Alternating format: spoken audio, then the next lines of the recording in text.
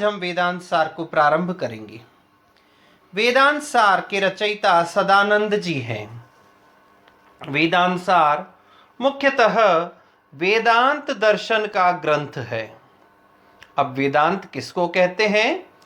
तो वेदांत के लिए आता है कि महर्षि वेदव्यास के द्वारा प्रणीत जो ब्रह्म सूत्र है, जिसे शारीरक भाष्य भी कहते हैं या वेदांत सूत्र भी कहते हैं, मूल रूप से वेदांत दर्शन का मूल ग्रंथ उसी को ही माना गया है।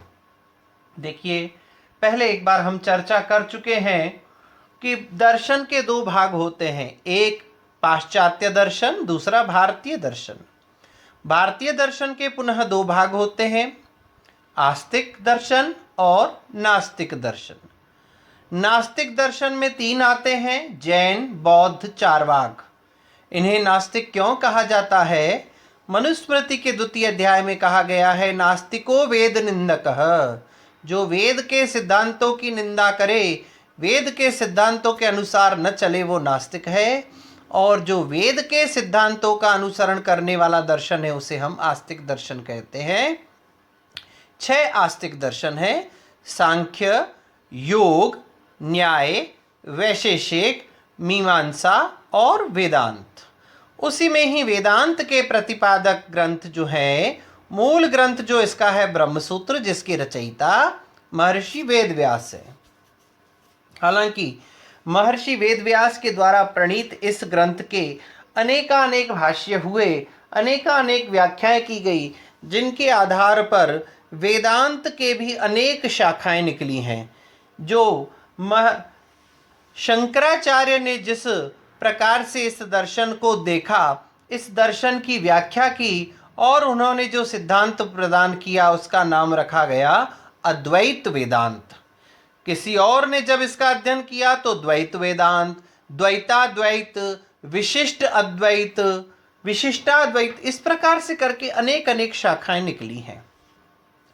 उन्हीं में ही शंकराचार्य के द्वारा प्रणीत जो शाखा है, वह है अद्वैत वेदांत। उसी अद्वैत वेदांत के अनेकानेक ग्रंथों में एक ग्रंथ महर्षि सदानंद ने, यति सदानंद ने लिखा, जिसे वेदांत सार कहते हैं।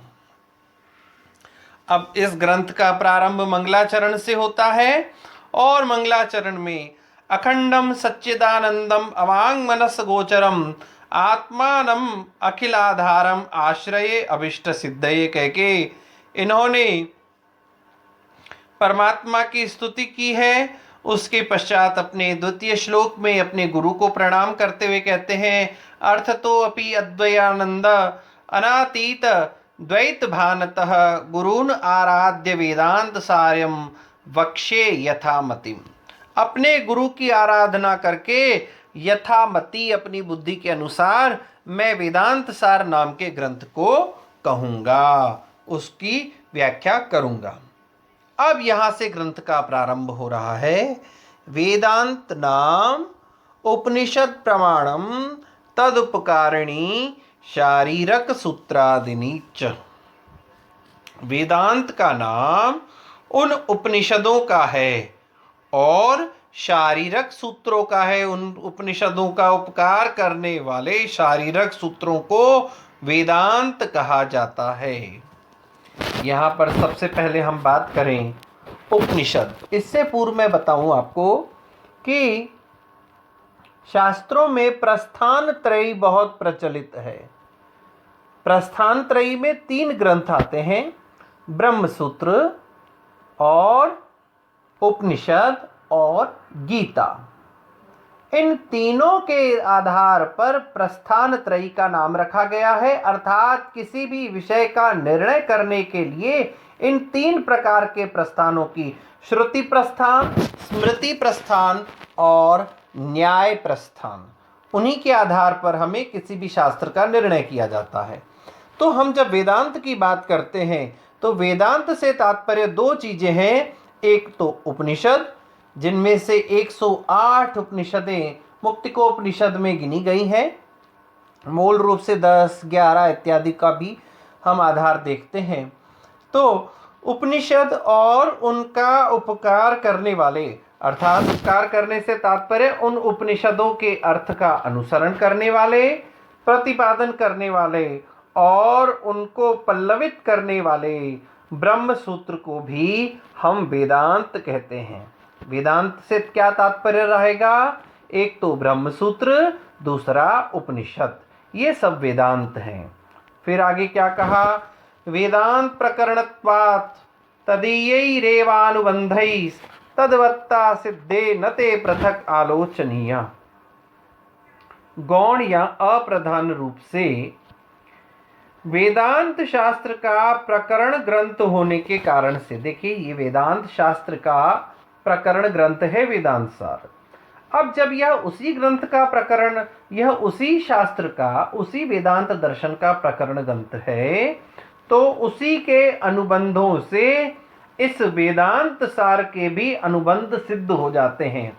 उनको अलग से कहने की आवश्यकता नहीं है, क्योंकि जो अनुबंध वेदांत शास्त्र के हैं, वेदांत दर्शन के हैं, वही अनुबंध इस वेदांत सार नाम के ग्रंथ के भी हैं। इसीलिए उनको पृथक से आलोचना करने की, उनको लिखने की, उनको बताने की आवश्यकता नहीं है। फिर भी अब अनुबंधों के विषय में चर्चा कर रहे हैं।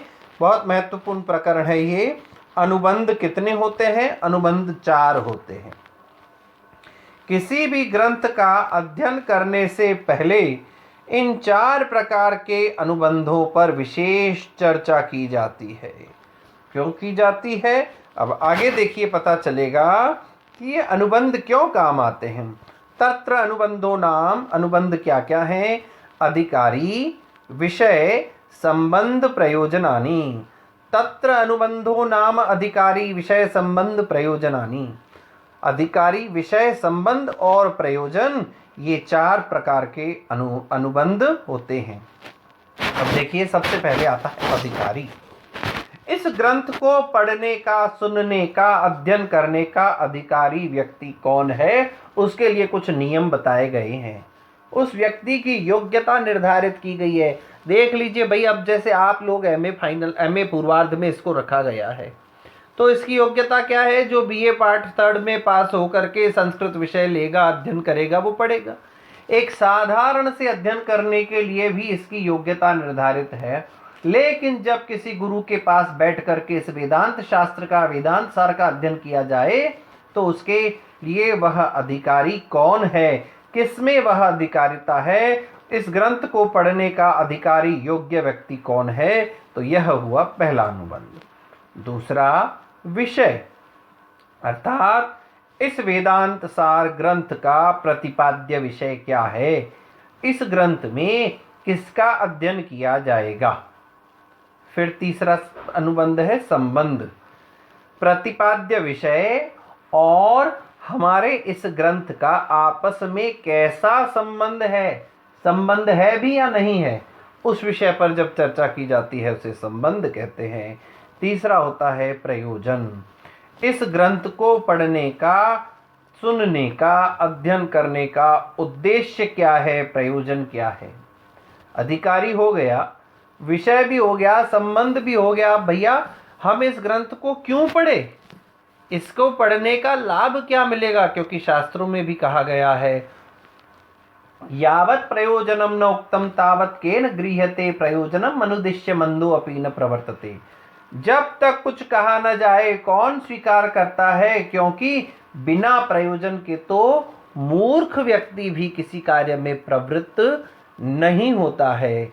तो इस ग्रंथ को पढ़ने के लिए जो अधिकारी हैं, इसका मतलब उनके लिए तो बहुत सारी विशेषताएं होंगी, उनके अंदर ये क्वालिटी होंगी। अब जब वो इतनी क्वालिटी वाला व्यक्ति इस ग्रंथ का अध्ययन करेगा, तो उसके लिए निश्चित रूप से इस ग्रंथ का कोई ना कोई प्रयोजन होना चाहिए। तो उस प्रयोजन के विषय में चर्चा करेंगे कि इस अध्ययन का, इस ग्रंथ के अध्ययन का उद्देश्य क्या है और प्रयोजन क्या है।